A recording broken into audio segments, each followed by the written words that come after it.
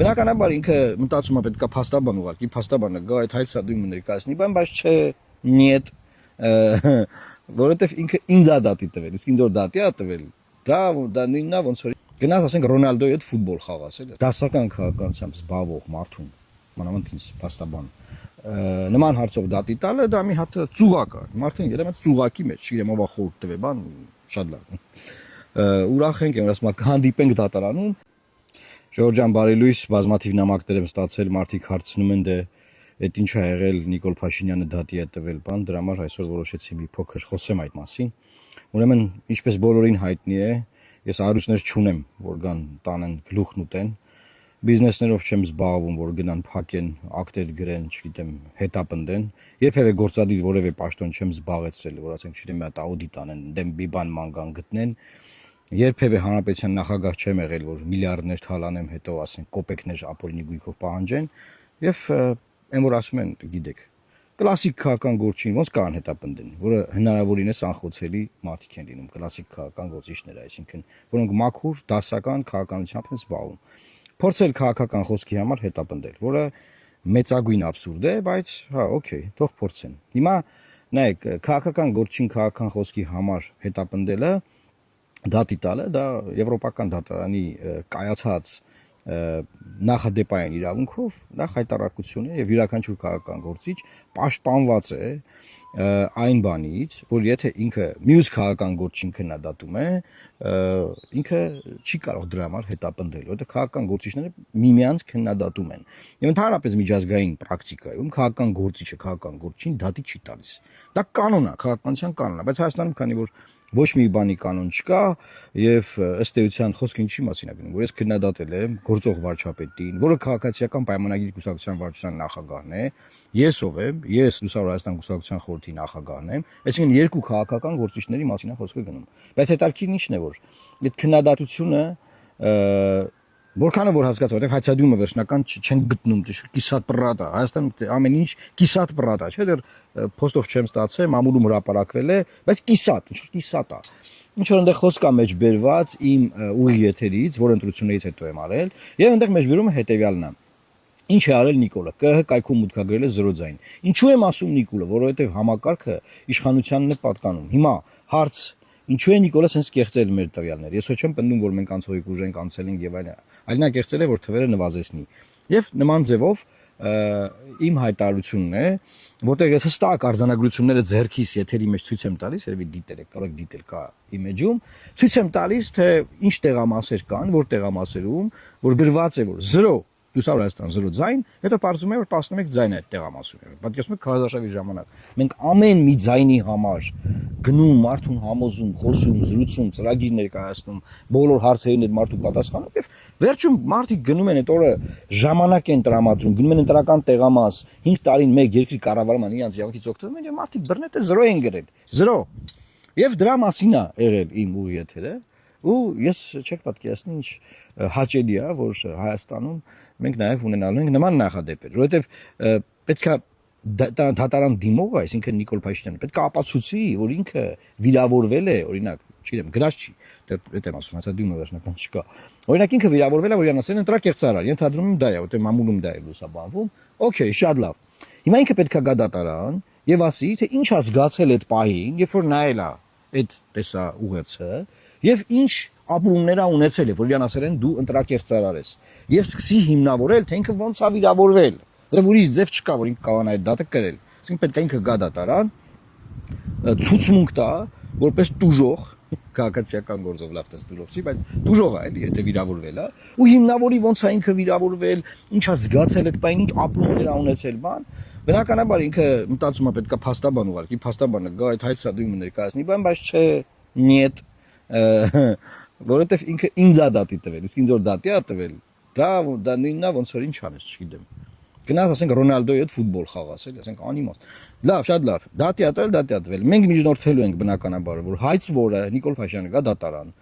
Նկարագրի ինքը ոնց է վիրավորվել այդ պահին, որ լսել է, որ ես ասում եմ, որ ինքը կեղծել է մեր ձայները, 0 է գրել, բա, որտեվ պարզ է, այդտեղ խոսքից պարզ է, որ խոսքը գնում է պետական համակարգի մասին, որի գլխին կանգնած է Նիկոլ Փաշինյանը, որը չի թողել ոչ մի անկախ ինստիտուտ եւ ԿՀ-ն որպես անկախ ինստիտուտ չի համարվում եւ հետեւաբար ինքնապատասխանատու։ Հենց դրա համար էլ իրեն է վերագրվում այդ բոլոր կեղծիքները։ Այսինքն եթե մի քիչ բարդ է հասկանալ այդքանը շատ པարզ է, բայց մարդու դե վիրավորվել է, շատ ընտիր է։ Վիրավորվել է, դիմել է դատարան, թող գա դատարանում հիմա, քանի որ քաղաքական գործիչները իրար քննադատում են տարբեր հարցերով։ Եվ եթե դու քննադատվել ես, դու չես կարող ասել ես վիրավորվել եմ, որտեղ մարդու իրավունքների եվրոպական դատարանն ասում է որ քաղաքական գործիչները բարձրաստիճան պետական պաշտոնատար անձինք ավելի նվազ պաշտպանություն ունեն, քան սովորական հասարակ մարդիկ։ Ցանկացած հասարակ մարդ կարող է դիմել վիրավորանքի համար դատարան, որտեղ ինքը հանրային գործիչ չի, ինքը իր կյանքը չի դրել հանրության առաջ եւ չունի նման պարտավորություններ հանդուրժելու որևէ քննադատություն։ Իսկ որևէ քաղաքական գործիչ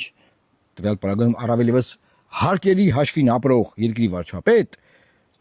պետք է հասկանա, որ քննադատությանը պետք է բանանի, հանդուրժող վերաբերվի, իսկ բոլորը գիտեն, որ իմ ուղի եթերներում իմ քաղաքական խոսքը դա կլինի ազգային ժողովի ամբիոնից, որտեղից որ կլինի։ Ես մարդկանց անձնական բնույթի վիրավորանքներ երբեք չեմ տալիս։ Եթե իհարկե ինձ չեն վիրավորում, ես հետ պատասխանեմ, օրինակ եղել են նման դեպքեր։ Բայց որպես այդպիսին քննադատության մեջ ես վիրավորանքներ չեմ օգտագործում, որովհետև ես զբաղվում եմ դասական քաղաքականությամբ։ Մեր խոսքը քաղաքական խոսք է։ Եվ հետևաբար